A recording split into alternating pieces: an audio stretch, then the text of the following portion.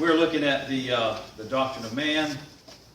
We're looking at the book of Genesis and where God originally created man. Genesis chapter 1. Tonight, verse 27. This is the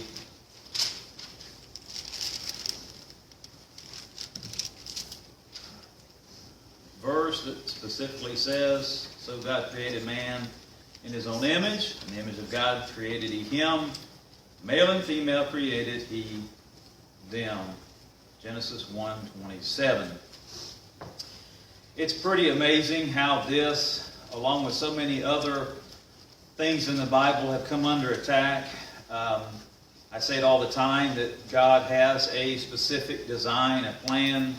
He's laid it out for us in His Word, and you can be sure that anything that's in here is part of God's plan, of His original design. It's almost to the point where I wonder why we're shocked, why are we surprised when these things come under attack. We should be really quite used to it at this point. The idea in the world today that gender is a topic of discussion in any negative way is again, it's sadly it's a surprise. It shouldn't be, but nonetheless, we have this discussion about gender. God created man as man, women as women. And again, there's this modern movement to attack this idea. There are those that would say that either gender is fluid or gender doesn't exist, or there's 100 or 300 different genders. There's just all kinds of weird things in the world today. Anything to go against the Word of God.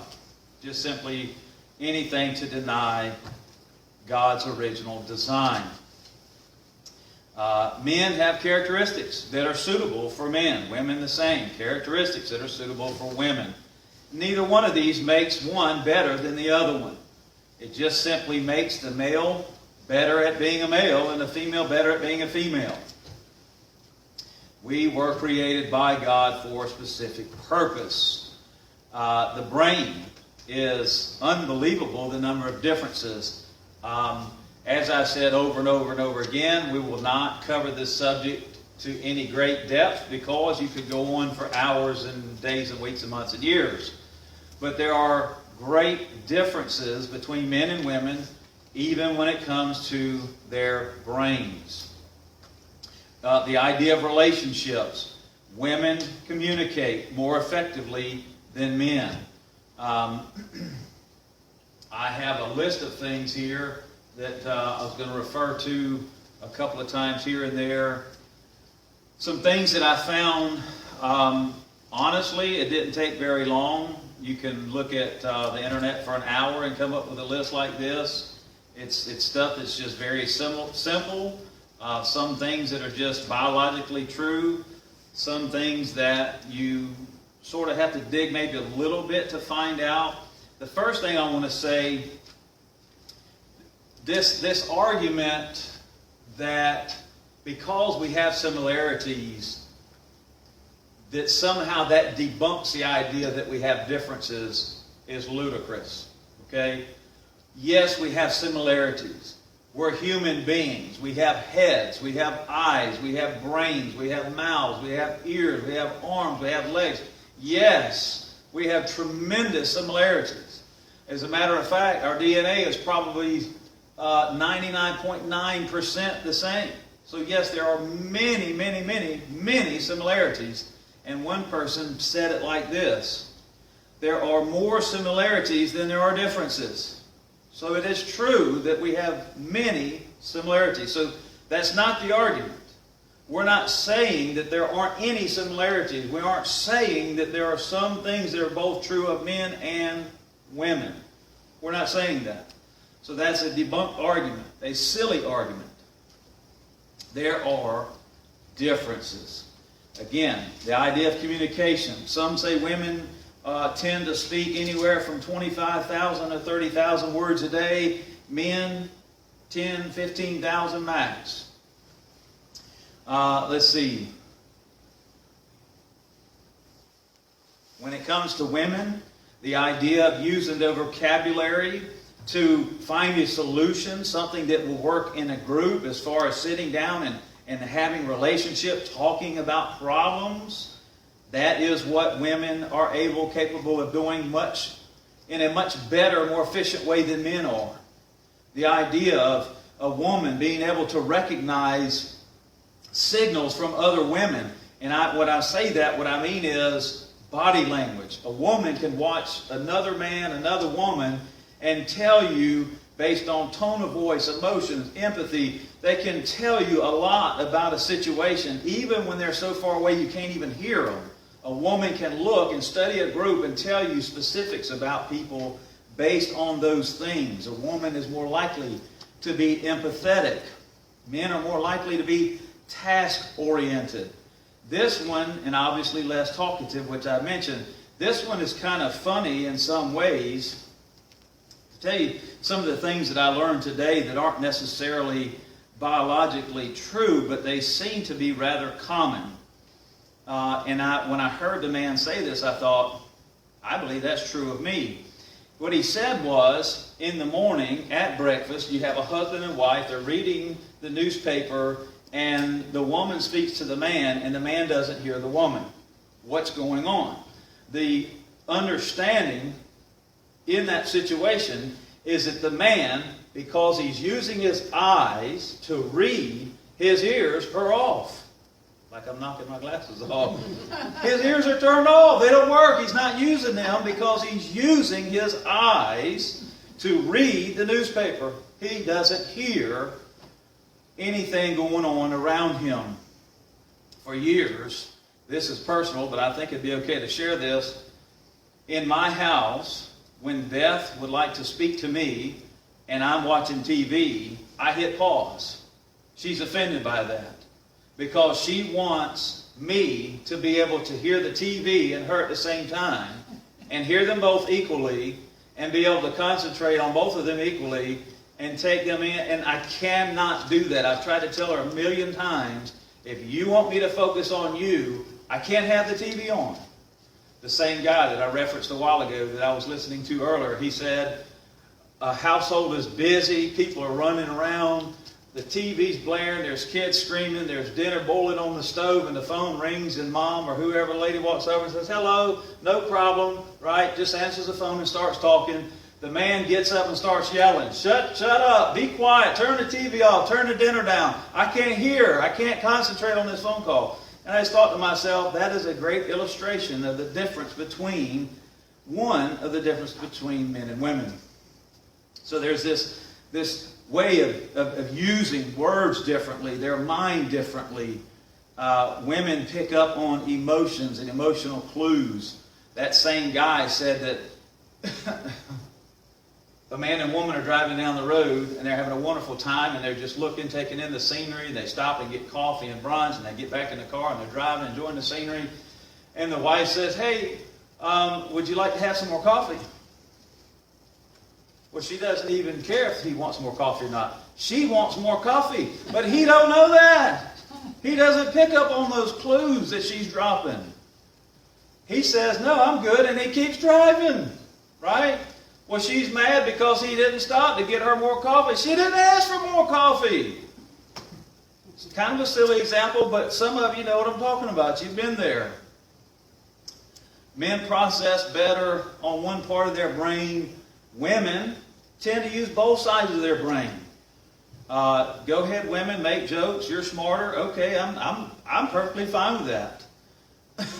But this tells us or gives us an ability to understand why men can be focused on one thing at a time. They can handle a task, or they can deal with a task that has to take them down a specific path to a specific... It's said specifically this way, that when a man and a woman come to a place in time where they've got to make their way through some obstacles to get to an end point, the women will veer further around the obstacle than men, and it'll take them something like 2 times longer to get to the end point, because the men are so tasked, so goal-oriented. Man, they're skimming as close as they can get to those obstacles because they want to get to the end zone. It's all about getting the task completed. And the women are just kind of enjoying the scenery, and they're just kind of out there just nonchalantly. And listen, when I say these These are generalities, okay? In some cases, they are truly generalities. I'm not a scientist. Men usually process language in one part of their brain. Women seem to have the capability of using their whole brain when it comes to communication. And again, that may have something to do with them wanting to use more words in a given day. Some other things that I found interesting that I learned today, one of which is that women's skin tends to be thinner. It makes it more sensitive. Men's skin is thicker, not as sensitive. The level of brain activity while sleeping. A woman's brain doesn't shut down while she's sleeping. It's still 70 to 90% active. Boom, boom, boom, boom. They're working. They're doing stuff in their brain. Men, as soon as they go to sleep, the brain shut down. It's done. It's gone. It's over with. That's a good thing. Beth, my wife, used to complain when we had babies that I didn't hear them. I wouldn't wake up. I wouldn't go take care of them until she would wake me up, like forcefully wake me up. And then I'd get up and go take care of the babies. In her mind, it was some kind of a game where I was laying there pretending to sleep, pretending to not hear the babies. No, I didn't hear them. My brain shut down. I'm asleep. I'm trying to get my rest so I can be active the next day going forward. Believe it or not, when it comes to science, there are some things that are absolutely true. Our eyes are different. There are chemicals in the process of birth, in the process of developing physically. There are certain, I think it's hormones, I don't know if that's using the right word or not, that has an effect on a woman's eyes. It causes her eyes to see differently. Rather than seeing straight ahead really far, you have better peripheral vision. Men tend to see really far, really well, but it's very direct. It's like I can see that one thing, but I don't see this over here. Very, very typical for, and that's a true biological fact. The guy that was a little bit funny that I listened to today was talking about the idea of men, when they can't see something, it's because it's too close. When you ask your husband to go to the refrigerator and get the butter, at dinner time, he opens the door of the refrigerator and he can't see the butter because it's the closest thing to him. It's right in the front. And so she has to get up and go over there and get the butter. It's right there. You can't see it. And he said, I suggest this, men. Next time you had to get something, it might be your socks, you can't see them. He said, take 3 or 4 steps backwards. There's the butter. Okay. We have to back up. We see off to the distance much more. Okay. Our hearing's different. Women's hearing's better. Music, different. Here's something funny. Brushing your teeth. I'm curious about this because I don't even know if this is true or not. Brushing your teeth. I'm going to confess something that I find a little bit embarrassing, but I'm going to tell you anyway. When I brush my teeth, my whole head is over the sink. And this is not going to sound terribly nice, but stuff's dripping out of my mouth as I'm brushing my teeth. Women can brush their teeth and not even spit. Is that true? Is that true? Anybody admit? I spit after I get through, but I ain't got stuff falling out of my mouth. I got stuff falling out. I spit all the time. I mean, I literally, and I'm not bragging, it's messy, I guess, but my head, my mouth, everything, I'm not drooling all over the floor. I'm not making a huge mess. It's falling in the sink. But when I'm brushing my teeth, now the guy that made that comment said, he said, what's different about men and women is the man, if he's right-handed, he gets prepped, and he plants his left hand, and he puts the toothbrush in his mouth, and all he moves is his head. He doesn't move his hand or the toothbrush. He just moves his head. I don't know if that's true either, but I think he was being funny when he said that.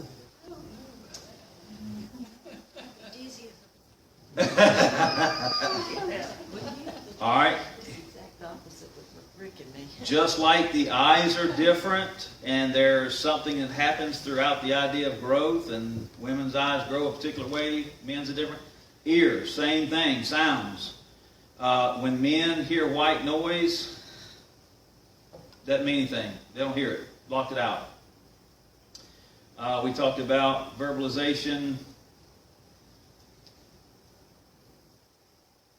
Guys can't think if they're not moving. Guys cannot think if they're not moving. I used to drive my mother crazy when I was doing my homework because I would do this the whole time. The whole time I was doing my homework, I'd do this. And she would be infuriated. Stop banging your pencil on the table.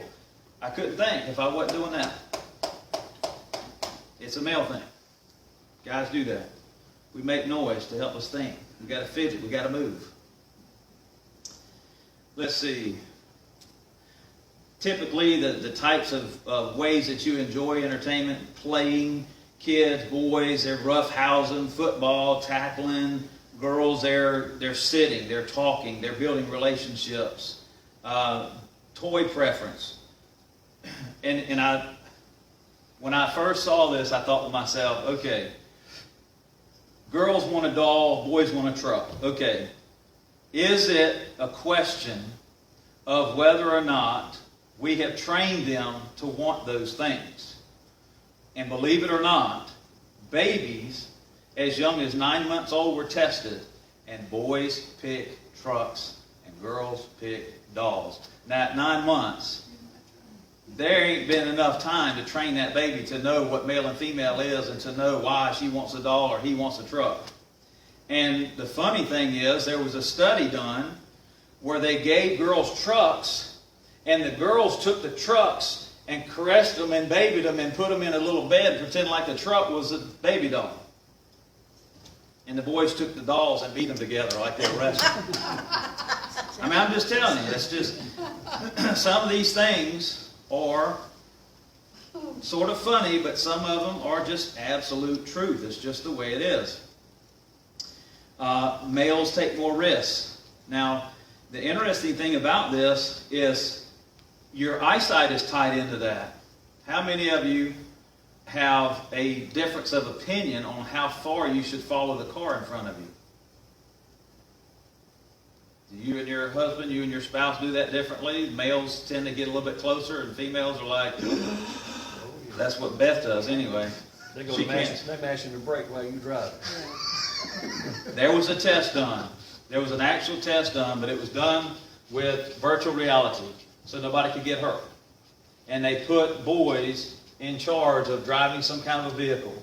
And they let them get into situations where, if it was real, they would get hurt. And the boys, most oftentimes, got hurt. They didn't stop in time because they just took more risk. The girls were stopping 10 extra feet in advance, 20 extra. The girls were stopping. They were like, no, we ain't getting hurt. Smarter maybe, but nonetheless, another one of those studies that's the way it turned out. Males, more likely to overestimate their ability. More likely to overestimate. That's why more males, for example, this is kind of an ugly negative stat, more males drown because they are convinced they can take on a particular distance and swim so far, and then they can't make it. When a man and woman looks at somebody's face and they're just trying to take it in, they're trying to figure out if, are you on my side, are you a friend, are you a foe? Most oftentimes, the male will look at a face, even a neutral face, and assume it's foe before friend. Women the opposite. Women will assume it's friend before foe. Let's see. The interaction typically is physical versus verbal. Let's see. We talked about the one side, two side of the brain.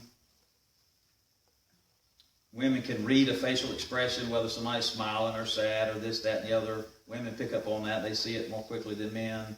And all these things are a situation where it's not like every single boy is always going to do this, X. Every single girl is always going to do this, X. That's not true. I'm not saying that.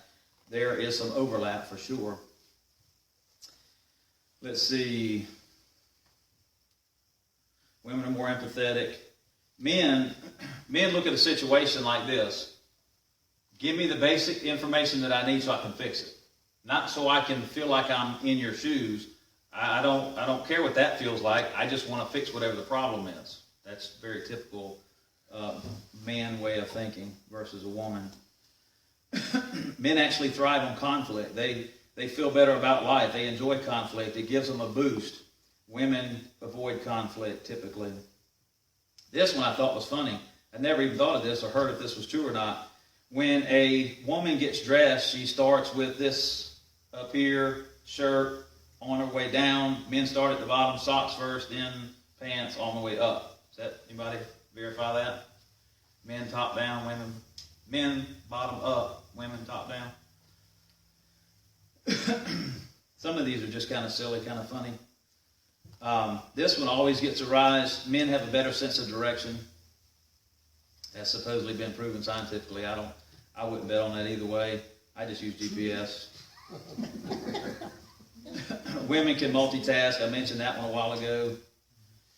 Here's one I thought was interesting. It goes back to the ideas of our eyes are different. Women see more colors. Men basically see the 5 basic, on the rainbow, blue, red, green, yellow. That's it. That's all we see. Women see all these other different colors. Men's eyes, though, even though they don't see the color spectrum as well, they do see action more accurately. And so when something happens quickly, a vehicle comes skidding by and is out of control and goes off into the woods or something like that, most oftentimes the male can see that happen and can pick out more of the details of the vehicle and describe it and who was in the car and those kinds of things, where the woman just saw some blue object fly by.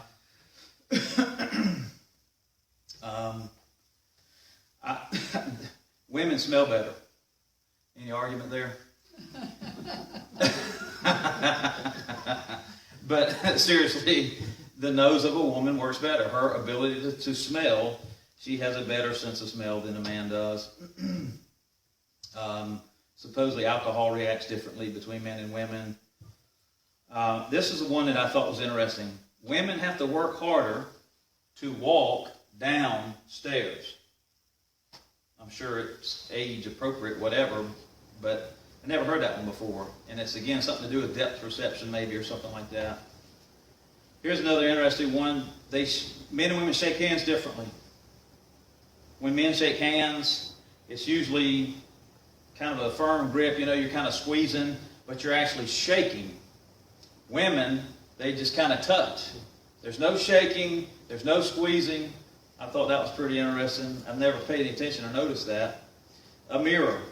Men and women treat mirrors differently. This is interesting. Men will look in the mirror 23 times a day. Men, 23. Remember that number. Women, 16.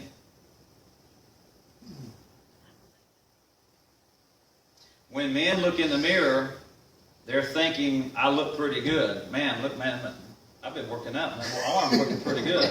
That's when men look in the mirror, they're thinking about their physique. Women look in the mirror, what, ladies? To do what? Check your hair.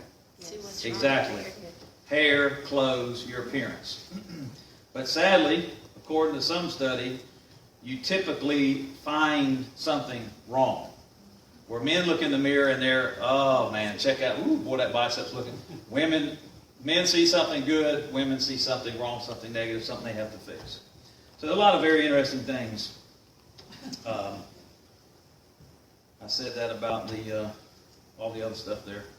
A few interesting things. I enjoyed that this afternoon for about an hour or so, just checking some of those things out. Okay, so there are differences between men and women.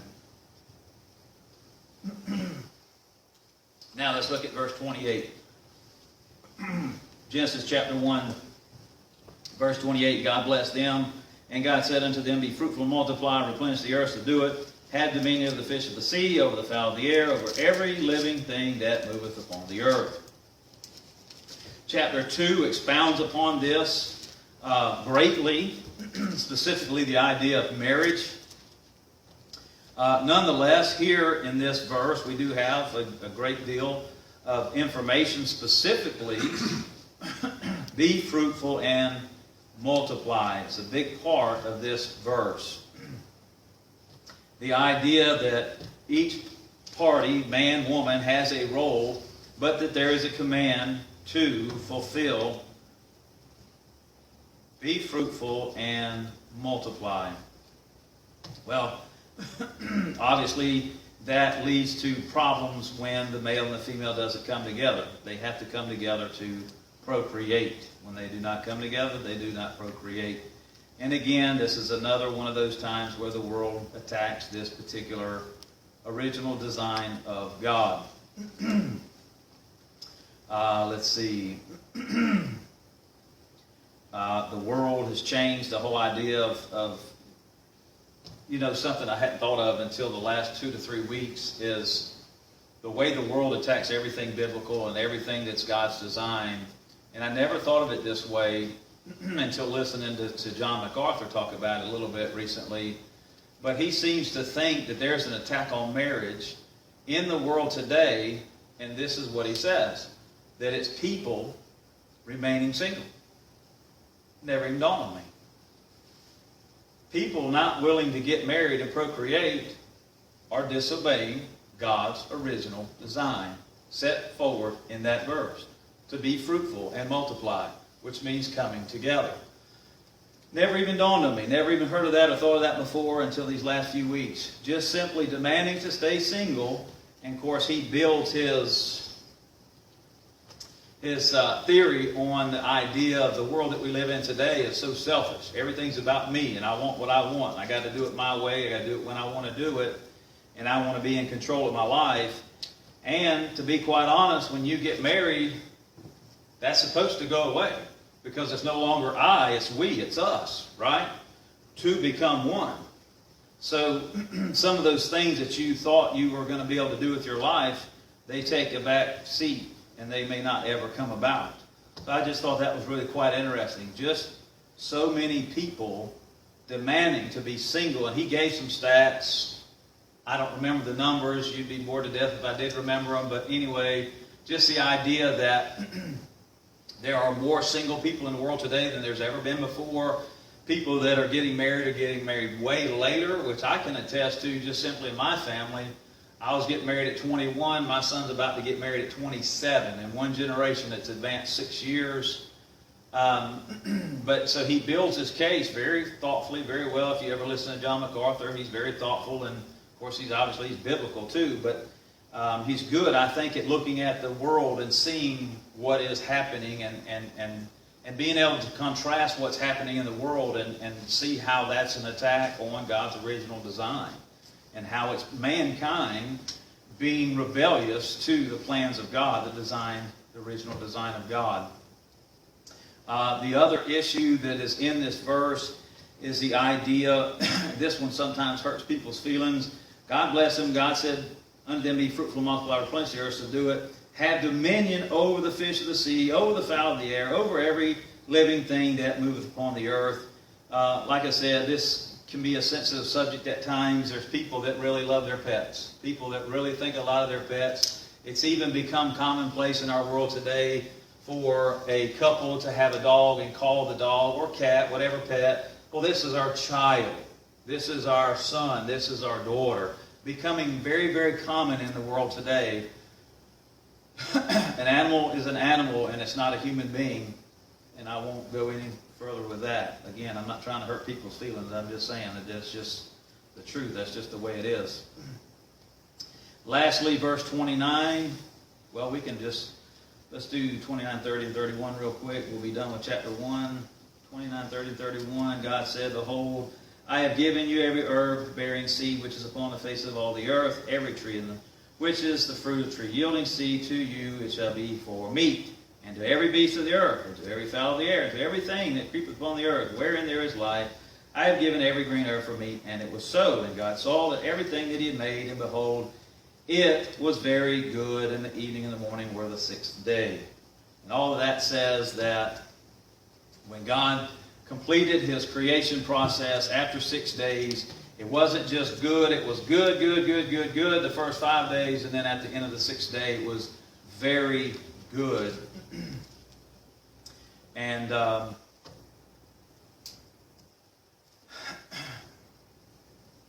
mean, obviously before the fall it was perfect, and then the fall ruined all of that. some people ask about the whole idea of 6 days, God being God, God being able to do anything. Why did he even bother to use 6 days? Why didn't he just snap his fingers and then everything came into existence all in one motion, all in one instant? Well, that's one of those questions you'll have to ask God when you get to heaven. I don't have an answer. There are many theologians that put a lot of thought into that, and they talk about the idea of creating the week and giving us a foundation for how we're to live our lives. 6 days of work, 1 day of rest, so on and so forth. You know, that it fits or that it works with the human being life cycle. It fits, it works. It's what we're created to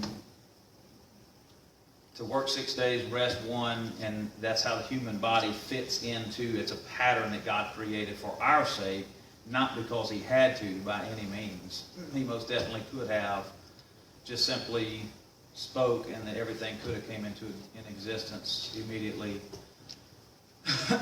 Nonetheless, as I've said over and over again, we can't cover these topics so thoroughly that we never move on. But God does have a plan and original design, and we should read it, we should study it, we should learn what it is, and we should honor it, we should live by it, because it's his design, it's his plan. All right. Let's do our prayer requests.